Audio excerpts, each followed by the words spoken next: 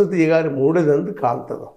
ಈ ಹಿನ್ನೆಲೆಯಲ್ಲೇ ಅವರು JDSದ ರಾಷ್ಟ್ರೀಯ ಪ್ರಧಾನ ಕಾರ್ಯದರ್ಶಿ ಆಗಿದ್ದಂಥ ನಮ್ಮ VL ಪಾಟೀಲ್ ನಮ್ಮ ಪ್ರತಾಪರಾವ್ ಅವ್ರನ್ನ ಕರ್ಕೊಂಡು ಬಂದು ಏನು ನಾವು ಒಂದು ಟಿಕೆಟ್ ಕೊಡದೆ ಹೋದ್ರೆ ನಾವು JDSನಿಂದ ನಿಲ್ಲಿಸ್ತೀವಿ ಅಂತೇಳಿ ಇವೆಲ್ಲ ಗದ್ದಲ ಡೆವಲಪ್ ನೋಡಿದಾಗ ಒಂದು ವೇಳೆ ರಮೇಶ್ ಅವರು ಕಾಂಗ್ರೆಸ್ಗೆ ಬಂದ್ರೆ ಅವ್ರು ಟಿಕೆಟ್ ಗ್ಯಾರಂಟಿ ಹೋಗಕ್ಕಾಗದ್ದು.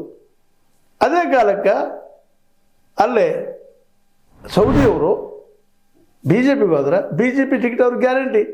ಅದ್ರ ಕುಮ್ಮಟಿಯವರು ಕಾಂಗ್ರೆಸ್ಗೆ, ನಮ್ಮ ಕಡಾಡಿಯವರು ಅವರು BJP ಹುಡುಕ್ಬೇಕು, ಇಲ್ಲ JDS ಹೋಗ್ಬೇಕು, ಇಲ್ಲ ಸ್ವತಂತ್ರವಾಗಿ ನಿಲ್ಲಬೇಕು. ಈ ಸ್ಥಿತಿ ಒಟ್ಟಾರೆಯಾಗಿ ಅದೇನೂ ಇರಲಿ. ಆದರೆ ಬೆಳಗಾವಿ ರಾಜಕೀಯದಲ್ಲಿ ಇದು ಹೊಸ ಡೆವಲಪ್ಮೆಂಟ್ ಆಗಲಿಕ್ಕತ್ತದ.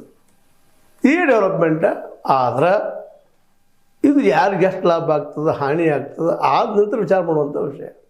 ಇದು ಆಗಬಹುದಾ ಅನ್ನುವಂಥದ್ದು.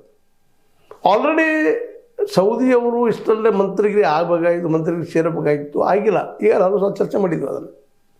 ಅದ್ರ ಜೊತೆಗೆ ಮಂತ್ರಿಗಿರಿಗೆ ಅಡ್ಡಾಗಿ ಬರಲಿ ಅನ್ನೋ ದೃಷ್ಟಿಕೋನದಿಂದ FIR ದಾಖಲೆ ಆಗಿದ್ದು ನಿಮ್ಮ ಮುಂದೆ ಮಾತಾಡಿದ್ದದು. ಅದು ಯಾವುದೋ ರೂಪಲೇ ಇರೋದು, ಅದು ಮುಗಿದಿಂದ ಮಾಡೋಣಪ್ಪ ಅನ್ನುವಂಥದ್ದು. ಹೀಗಾಗಿ BJPಯಿಂದ ಕಾಂಗ್ರೆಸ್ ಬರೋದು ಏನೋ ಒಂದು ಕಾನ್ಫಿಡೆನ್ಸ್ ಇತ್ತು ಅವ್ರಿಗೆ, ಏನೋ ಒಂದು ಆಗ್ಬೋದು ಅಂತಿತ್ತು.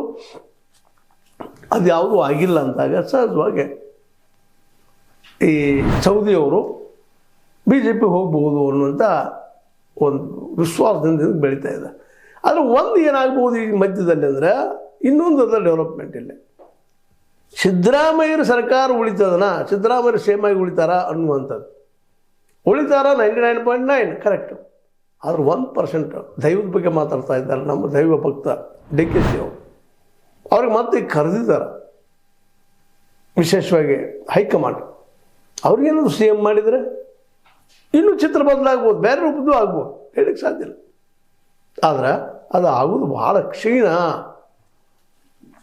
ಆದರೂ ತಮ್ಮ ಅಸ್ತಿತ್ವ ಉಳಿಸಿಕೊಳ್ಳುವ ಸಲುವಾಗಿ DKC ಅವರು ಆಲ್ರೆಡಿ ವಿಶ್ವಾಸ ತೆಗೆದುಕೊಂಡಿದ್ದಾರೆ.